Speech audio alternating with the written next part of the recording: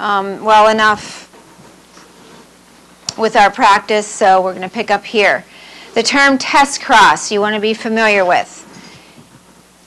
If somebody has a recessive phenotype, do we know their genotype? Let's assume that there's only one gene for this trait.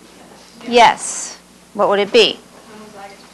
Homozygous recessive. So your two lowercase letters, okay? So that's easy. You can look at somebody or an individual, whatever it is, a plant, an animal, whatever, and if they have the recessive phenotype, you absolutely know their genotype.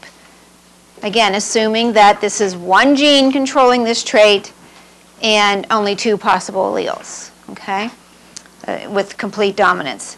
But if you have somebody with the dominant phenotype, you don't know their genotype because it can be one of two. What are the two possible genotypes? Heterozygous or homozygous dominant, the two capital letters. So what you can do is cross that individual with a recessive trait individual and take a look at the offspring. Okay, and the example that they give you for this these are the labs. A black lab, the black gene is dominant over the chocolate lab. So if you have a chocolate lab, then it's definitely a recessive trait, okay? So you would take the black dog, which you don't know what their genotype is, and mate them with the recessive trait dog.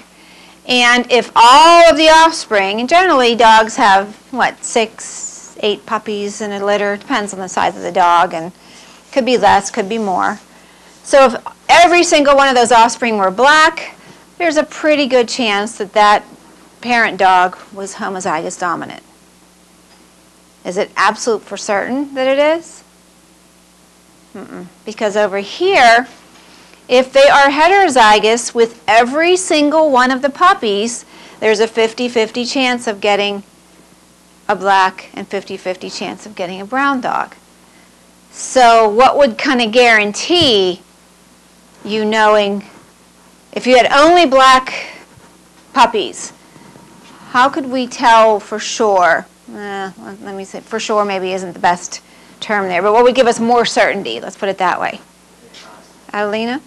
Well, if it has a chocolate, you only know the heterozygous for sure because it can have a chocolate. Okay, but let's say, what if all the puppies were black? Can you say for certain that it was homozygous dominant? No? But what might add to your certainty? Their offspring? Well, you could do a second cross, but what would you say, McKenna? You could, but it might save you some time. What if there were only 3 offspring to look at? You don't know. You want more. You want to have, I feel like that commercial, I want more. Those are so funny. You want as many offspring as possible here to kind of give you a better idea. So if they had 8 puppies and all 8 of them were black, then it's probably that this parent was homozygous dominant. Make sense? The chances of getting 8 puppies in a row when you have a 50-50 of all being the same, think about the coins that you tossed.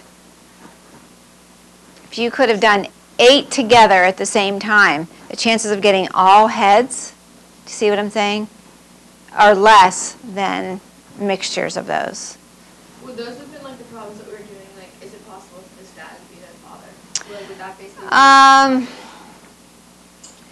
yeah, that's kind of like a test cross in a way, but you would never want to mate people, obviously. I mean, be like, here, you have blue eyes, so you need to mate with this person with brown eyes, but eyes don't follow that anyhow, but yeah. Yeah. So you never do a test cross with people. You can kind of just leave it at that. All right, does that make sense then? So if they even had 1 chocolate puppy, then you know for sure that this had to be heterozygous, okay? Because there is no possible way of getting the little b phenotype, or excuse me, genotype, unless the one parent is heterozygous. Okay, moving on then. Probabilities. You worked with this a little bit with the coin toss when you were supposed to predict the probabilities that you should get. With tossing one coin, it's pretty obvious. There's 50% chance of getting the heads and 50% chance of getting the tails. Probabilities are, I think, easiest to determine if you work with fractions, especially if you have to do either of these, add or multiply, okay? The rule of multiplication applies when you are looking at kind of compound effects. And we'll give you an example here in a minute. And then the rule of addition is adding up different ways that the same event can occur alternately. If you're not sure, just listen for a minute. So here they're using the example of just any trait. You know, they just use bees, but they're showing you that the sperm gametes are coming, or they're using pennies to represent them, and the eggs they're using dimes. So you can see the different possibilities. In order to get two big, capital B's, you have to get the big B from this parent and the big B from this parent. So there's only one way that that can occur. Okay? So you have a 1 in 4 possibility. And we could, even before we even do a Punnett square, you can figure that out. We get the 1/2 times the 1/2. Rule of multiplication. Okay? Same thing applies for the heterozygous, but now look, you can have heterozygous with the big B from the dime and the little b from the penny, or vice versa. So since there are two possible ways of getting that, we want to use the rule of addition. So it's the 1/4 plus 1/4, and that's why there's a 1/2 possibility of getting the heterozygous and then 1/4 of the homozygous. Make sense? Okay. I think our next slide goes on, to pedigrees. Let's do this. Somewhere on your paper, you should have enough room. Where's my pen? If you were given two parents,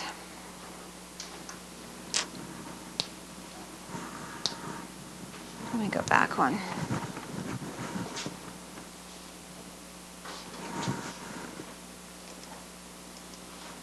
I think I have enough more room on this slide. Okay.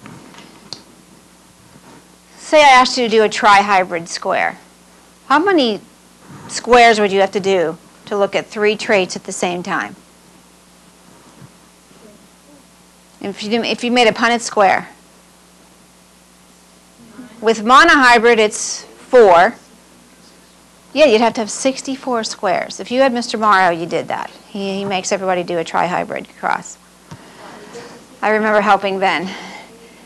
Because you're looking at 3 traits at the same time. So 1 trait, you have 4 possible squares. 2 traits, you had 16, remember? With 3 traits, it's going to be 64. So instead of doing out all those 64, we can use the rule of probability. Okay? So let's say our 2 parents, we're going to use A, B's, and C's.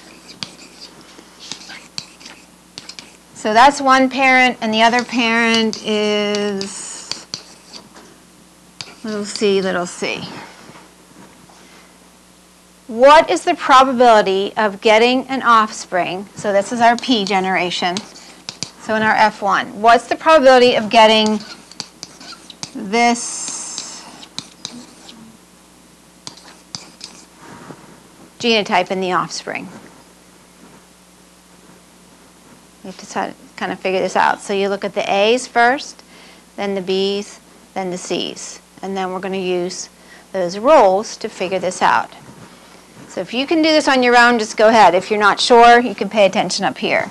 So looking at the A's, if our one parent is this, and the other parent is this,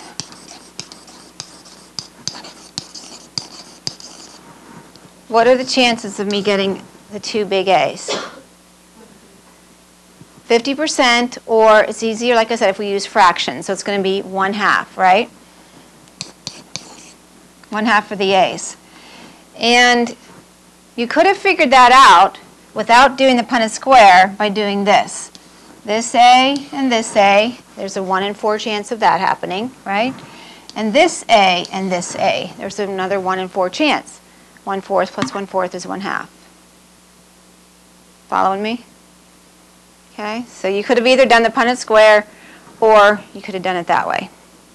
All right, then if we look at the B's, we have the same situation, don't we? We have a heterozygous and a homozygous, and we want the homozygous. So again, what's our number going to be? 1/2.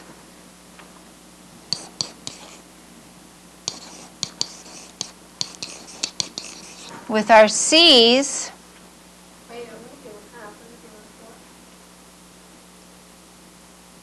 I'm making 1/4. you have the same. You can have this. Well, this parent can only give this big B to make this, but this parent can give either one. So if it gives the first one, it's 1/4. If it gives the second one, it's 1/4. So you add those together, okay? What about the C's?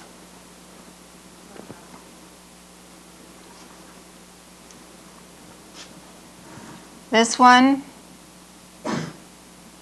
and then this one and this one, right? To get to your other little C.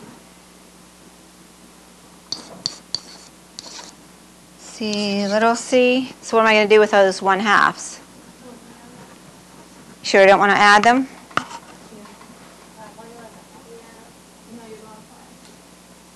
If you add them, you get more than 1. Exactly. If you add them, you get more than 1, and there can never be a number greater than 1.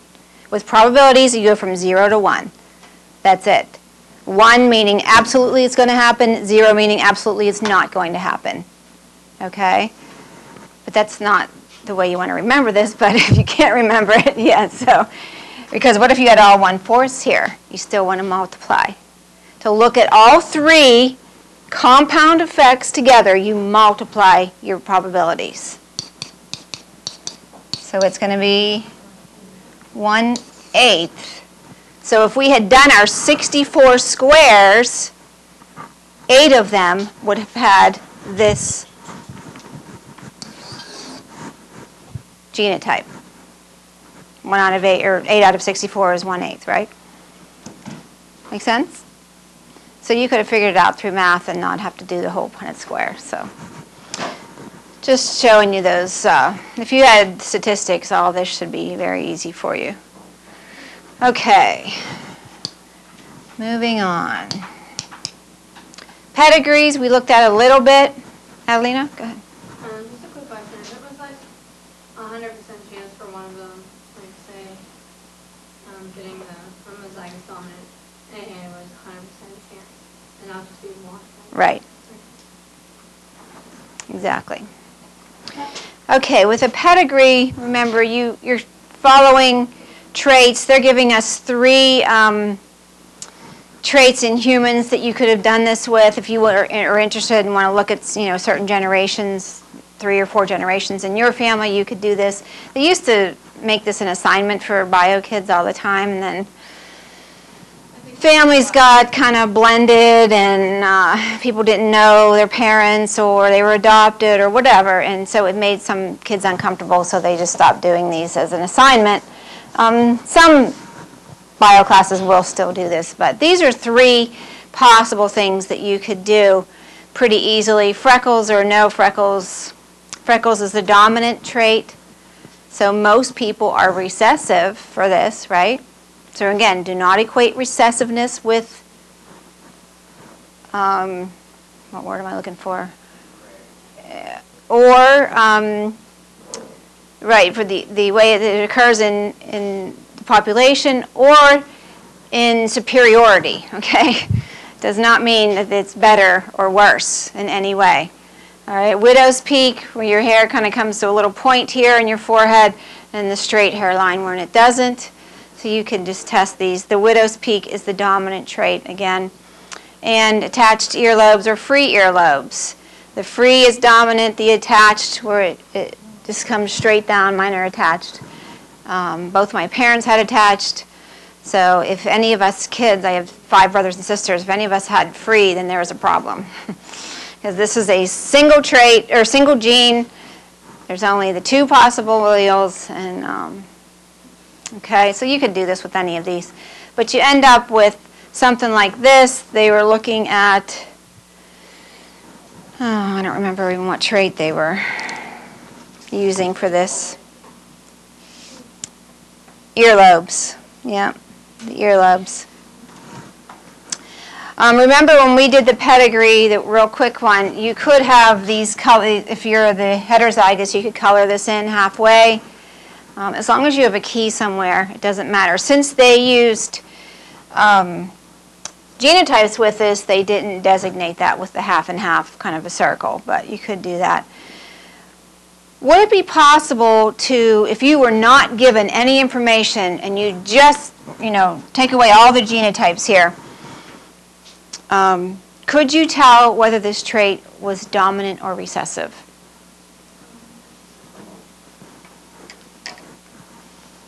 Like if you were given a pedigree like this, do you think that's something that could be determined from a pedigree? Isn't it because there's no carriers, it would be one of them, but I don't know which one. Well, if you have, look, we have two parents here that are not affected, but they have two offspring that are. So right away that has to tell you that whatever we're looking at here is the recessive trait, right? Because if these two parents were recessive, that means all of their offspring would have to be recessive, right? Okay, so you can tell from a pedigree whether a trait is dominant or recessive. You can also tell whether it's sex-linked or not. How would we do that? Well, that doesn't mean they have to have all male children.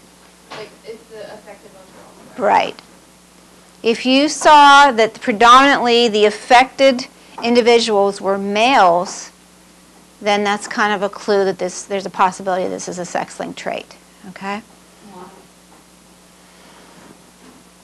Because if it's carried on the X chromosome, remember, and it's a recessive trait, the female has to be homozygous recessive for it to show up.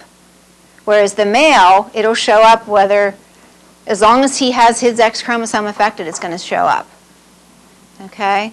So if it doesn't look like it's following the typical dominant recessive pattern, but then you notice, well, all these affected ones are males, then it's probably a sex-linked. All right, I'll see if I can come up with some practice things for you guys so that if you see a pedigree and you have to interpret it on the test, you'll have a little bit of practice with that. Is hemophilia sex-linked? Yes, it is. Yeah, so it's pretty unusual to see it in a female, but it can happen. Oh, I'm thinking like sex-linked. I was thinking. Remember, like we did the practice problem with the Duchenne's muscular dystrophy and the color blindness? I'm thinking Hemophilia is another one. Oh, STD. Oh, no. No, sex-linked traits and STDs are completely different things. STDs are not genetic at all. That's when you said that, I was like, do you think that like only boys No.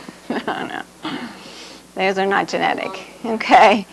And then this connection portion of the chapter is just showing you about diseases, and we've discussed this a little bit. This is a Dr. Michael Ain or something, Ain, who has achondroplasia, which is, the technical name for dwarfism. If you remember, this is a dominant disorder. So, what do you think, if we use D's, what do you think his genotype is? The doctor.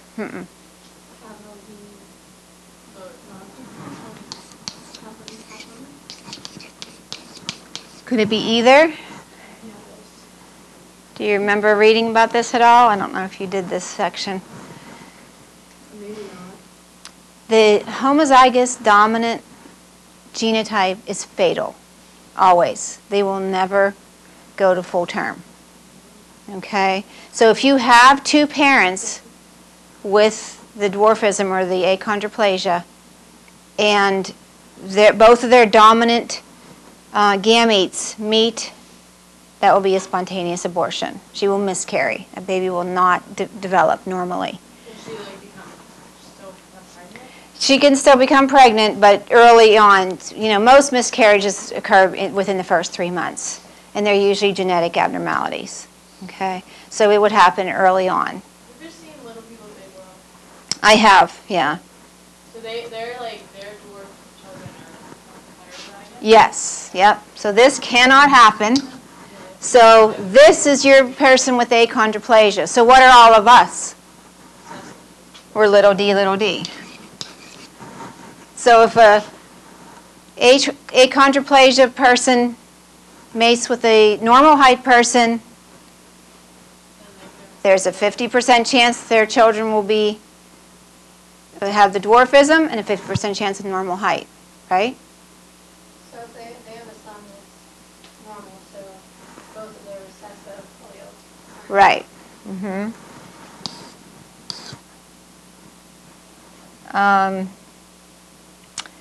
So then if you have two parents, both with the achondroplasia, again,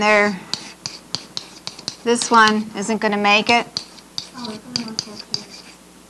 Right. So then they have a 1 in 4 chance of a normal height child. So it is possible. And then they have a 50% chance of having a child with the achondroplasia.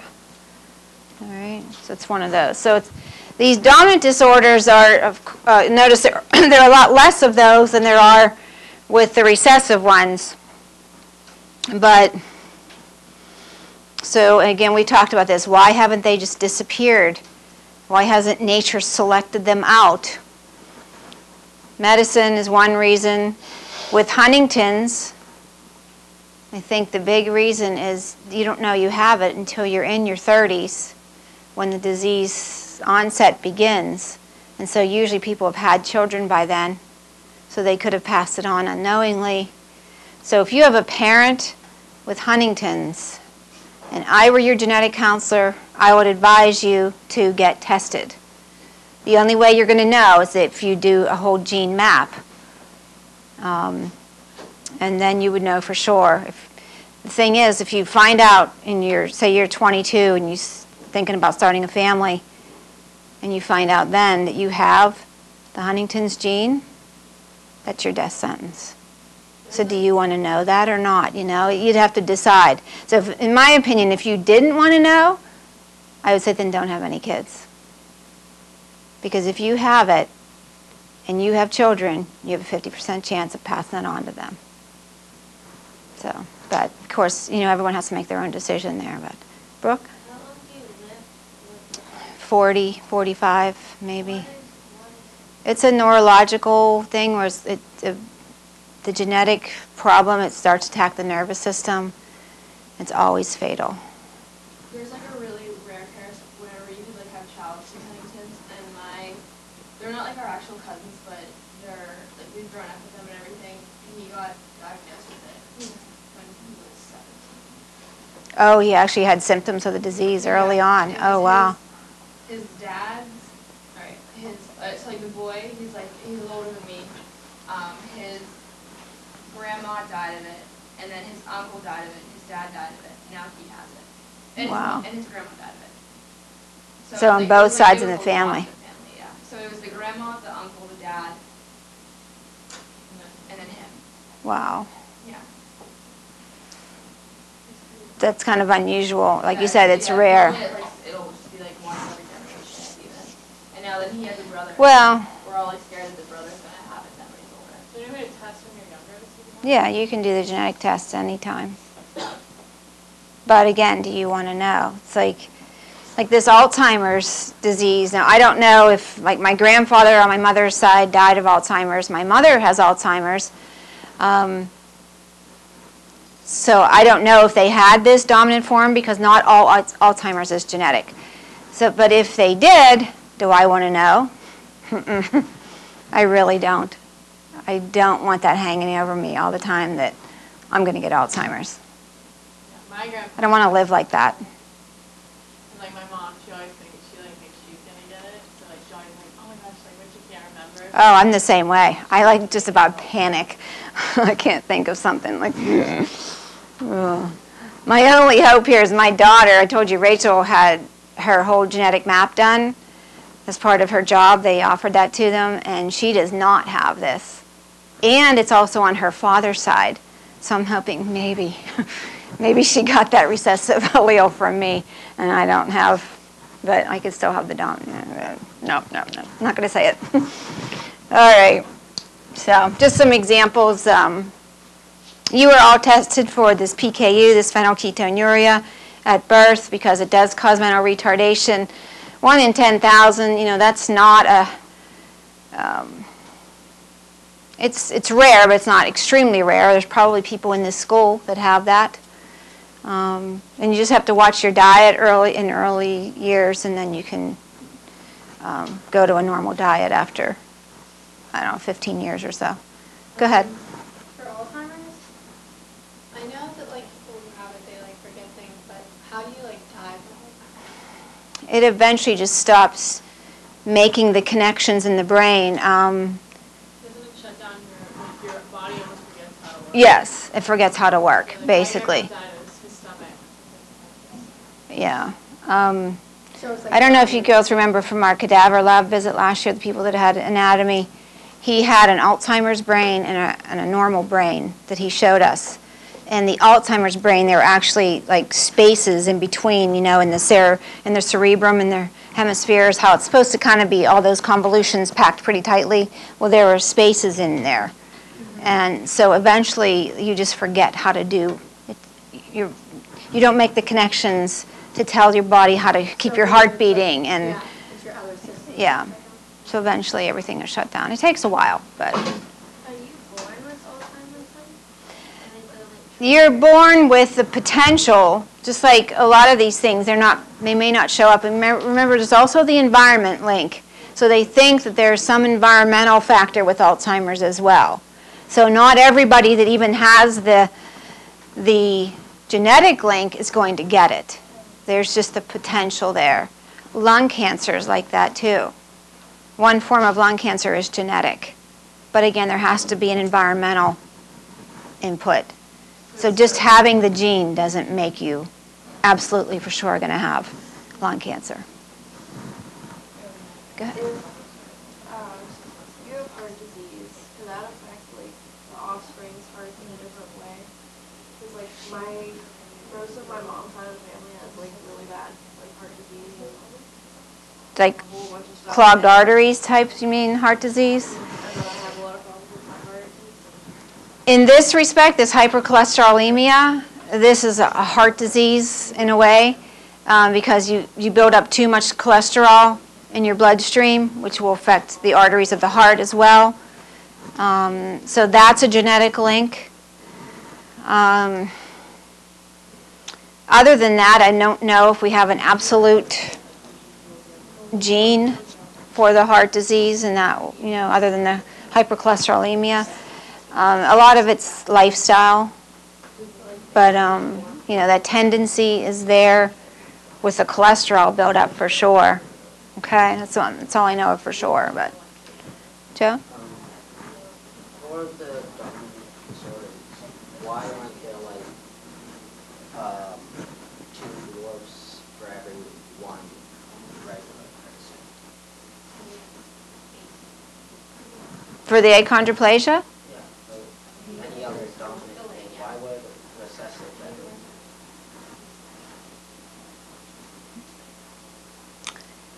Someone in the earlier class asked, well, which one of those was the mutation? The dominant or the recessive? Who knows? I mean, if you think about it, as far as evolutionists go, if all life, all these different forms, all these different species evolved from this one single simple-celled organism, one bacterium, then every trait we have is a mutation, if you think about it that way. So which one was the normal? I don't know if you can even say that. We just, it depends. I mean, if you read the Bible, there were giants on the earth in the Bible. I mean, people that were 8, 9 feet tall. So I don't know. Maybe there was a race, that were these giants, and now the more we blend and the more ethnic groups overlap and intermingle and mate, the more of this melting pot we're going to see, and it'll kind of dilute out some of these things, like especially here, if this is, sickle cell is mainly in African Americans, we're going to start to see it, you know, in people with Caucasian background, the more intermarriages we have. These Jews, remember we talked about the Ashkenazi Jews, Tay-Sachs is one, and that thalassemia was another one that's specifically in these certain Jewish populations. So the more they spread out from their group, the more dilute these numbers are going to get. Make sense? So I don't know if I answered your question or not, but okay. All right, just some examples of different diseases. Come on. Is Huntington something to do with like the neurotransmitters?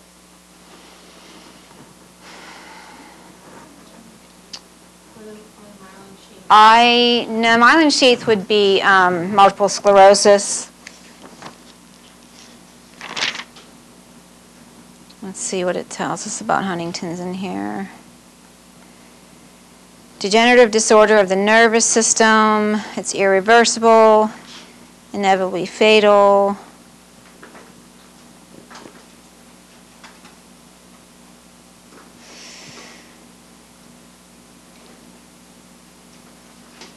It doesn't go into what exactly it does, so I could look that up for you. I don't know the answer to what exactly it does.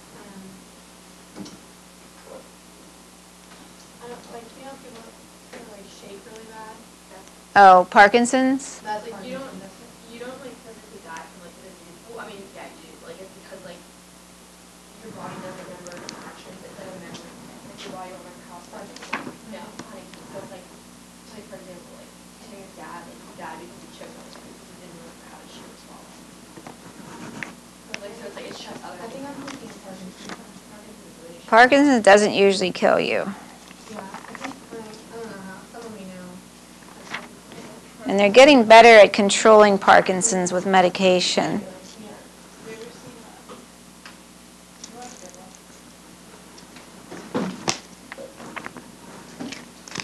Let's see if this anatomy book.